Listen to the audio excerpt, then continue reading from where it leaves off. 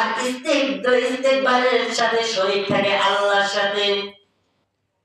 আমি নামাজ পড়ি নাই, আল্লাহর কাছে তাও ইস্তেগফার করলাম, আল্লাহ ইচ্ছা করলে মাফ করে দিতে পারেন। আমি রোজা রাখি নাই, আমি কোরআন তেলাওয়াত করি নাই, আমি কোরআনকে ভালোবাসি না, এটা আল্লাহর সাথে স্পষ্ট সম্পৃক্ত করা।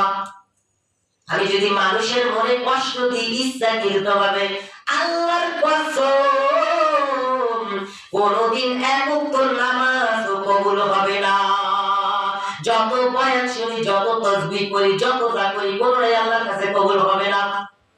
ডাইরেক্ট কোরআন সাক্ষী সূরা বনী ইসরাঈল, ওয়া নাহশুরুহুম ইয়াওমাল কিয়ামাহ, এই কিয়ামতের দিন কিছুই তো কবুল হবে না।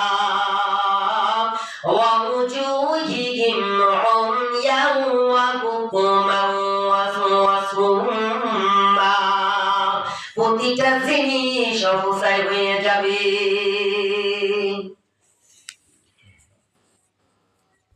ফাসাদ্দাহু